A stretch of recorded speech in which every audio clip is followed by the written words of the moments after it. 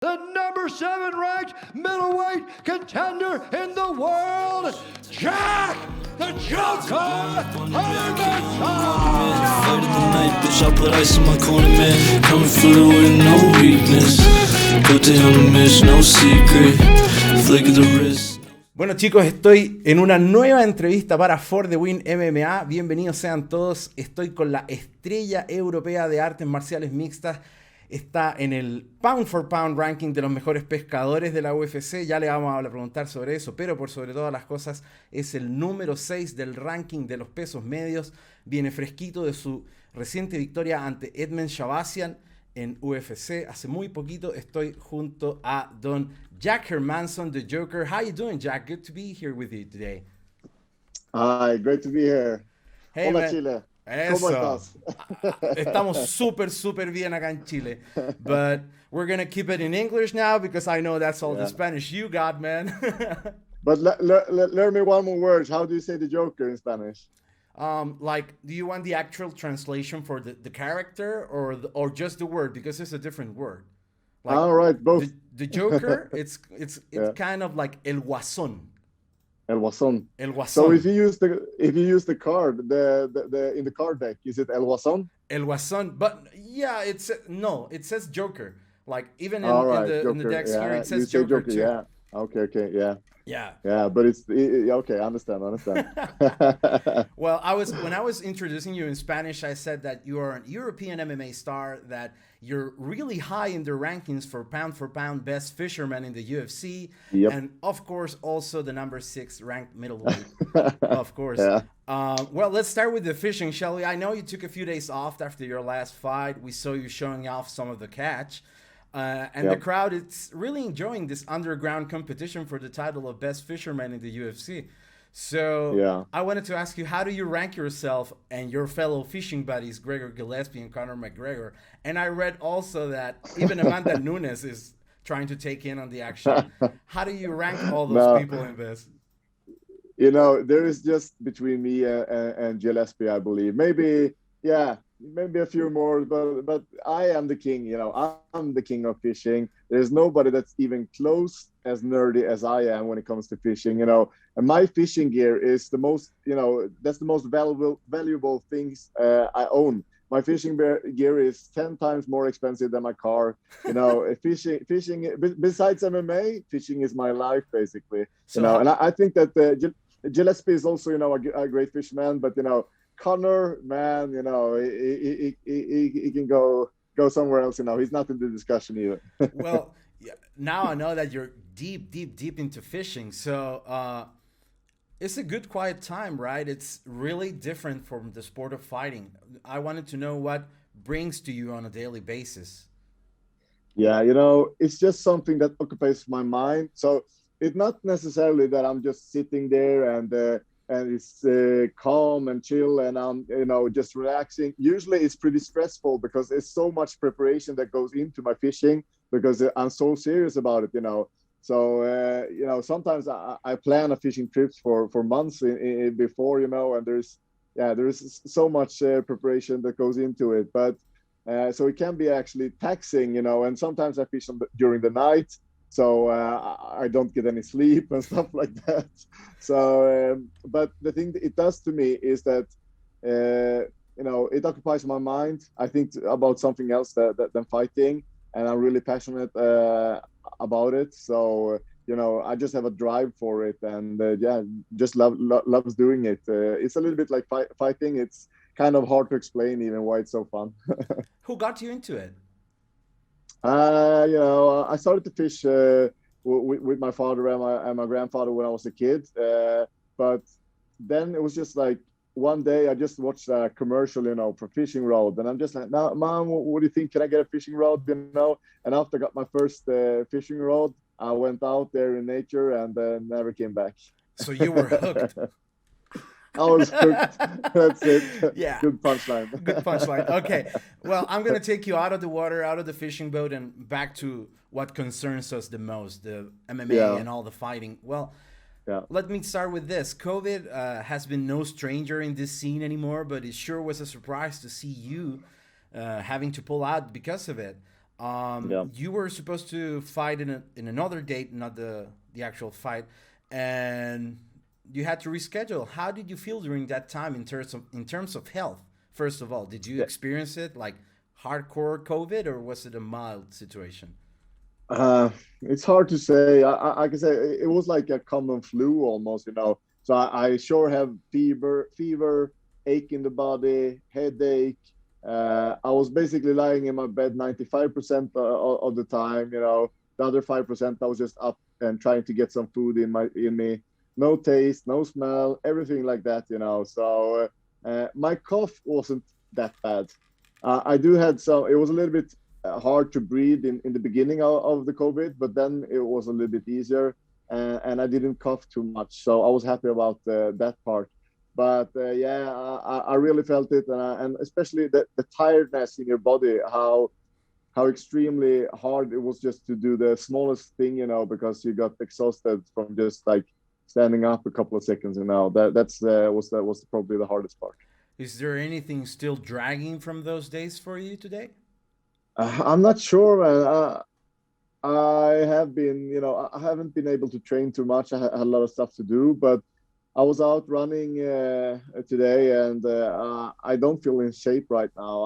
I feel like I need to do some work to get back in shape, and if that's due to COVID or me not training and not sleeping and stuff like that, I'm not sure, but definitely not in shape in the moment. But yeah, I'm positive. I know I'll get back there stronger and better than ever before.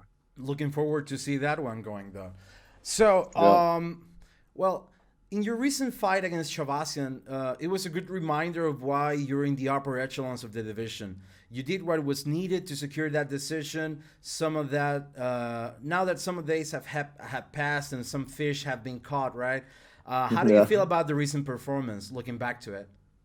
I wasn't super happy about the performance, but during the circumstances, I'm happy that I got the win, you know.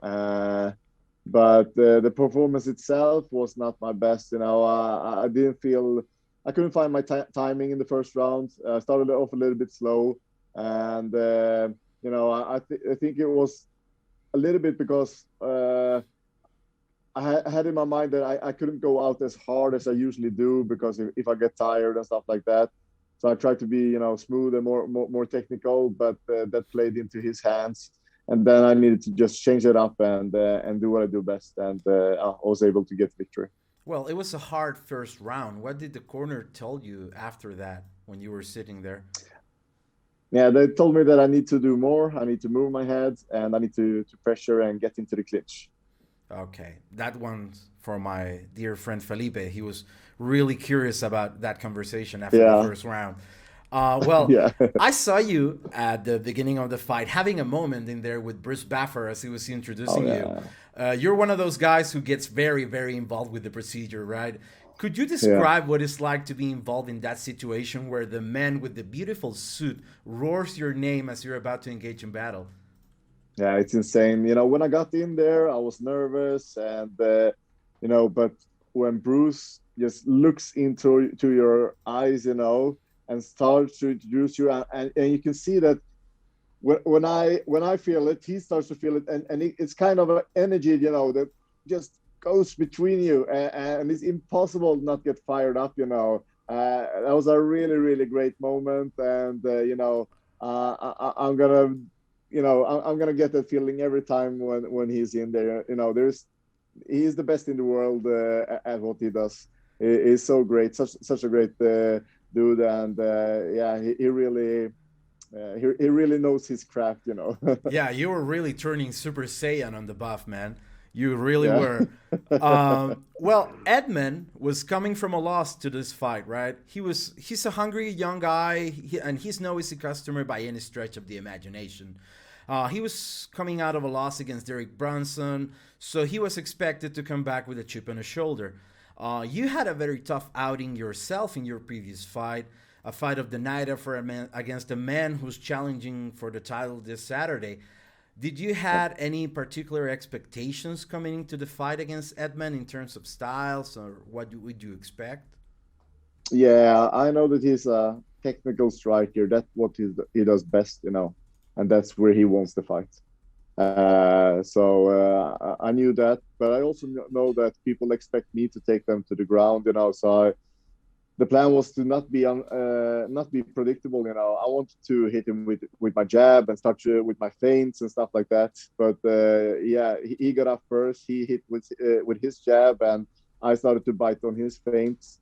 So I needed to just push through and get into the clinch there, and do my stuff from there instead. So that was not the plan in the beginning. But sometimes if things doesn't work for you, you need to know what to do to switch it up if you still want that victory. Yeah, if you don't like the way the table is set up, you have to just flip the table. Absolutely, and you did on Shahbazyan for sure.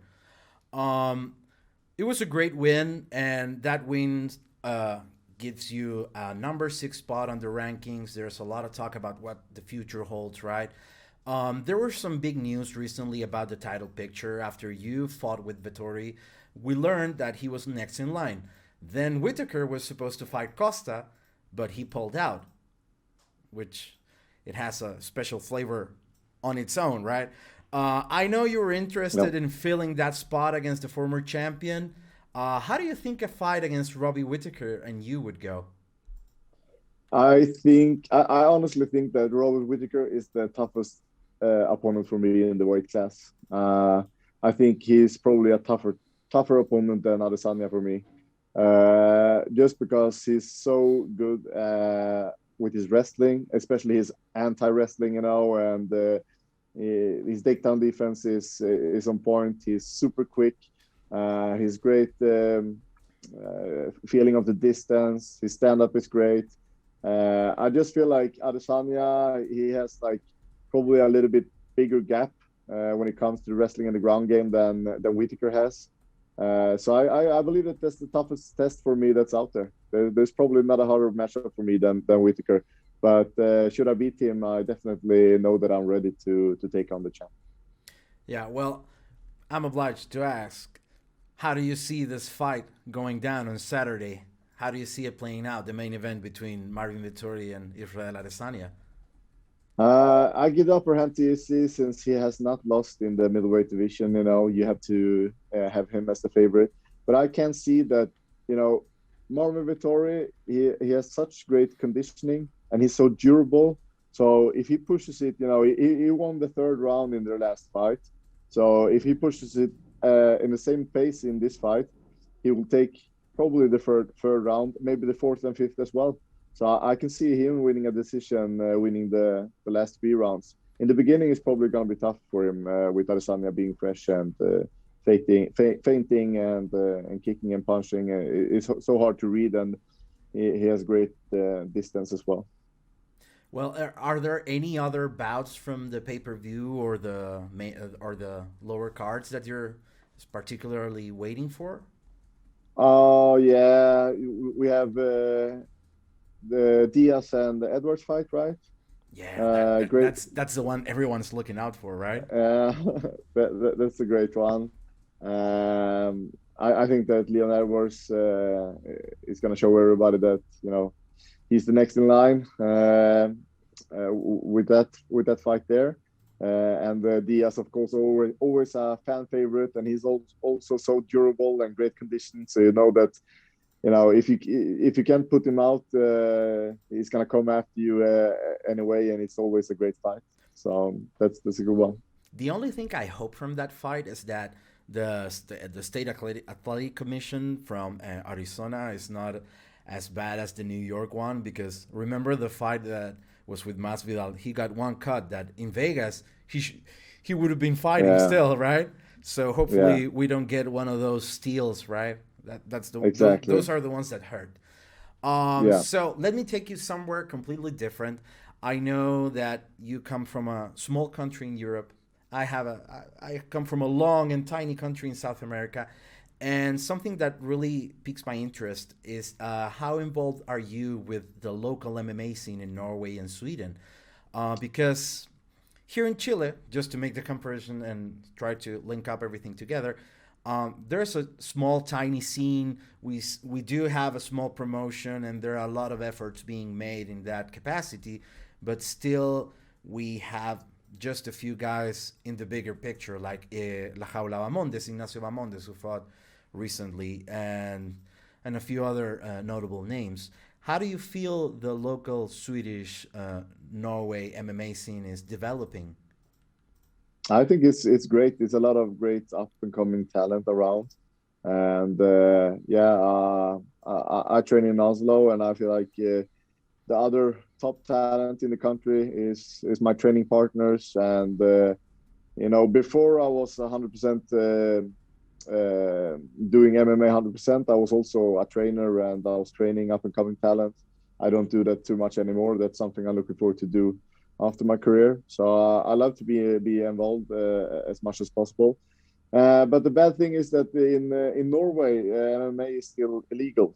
So we don't have we are not allowed to have fights here in Norway. Really, it's illegal. Yeah, illegal. So we're one.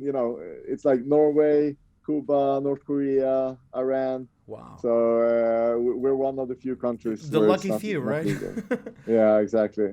So that's too bad, and it would be really. I have fought in Stockholm, Sweden, so it would be really cool if we could get it legal, so I could fight in Oslo, where I live, before I retire. So, yeah, hopefully we can make that happen. That sounds a bit like a beautiful end-up fight, right? Like retiring in front of your home crowd sounds amazing. Yeah, hopefully the authorities turn their heads around and see that it's a sport that's growing, the most amazing sport that we have in the planet right now, going through the pandemic and all. So hopefully we get some in Norway. My man, it's been a pleasure to have you here in For the Win.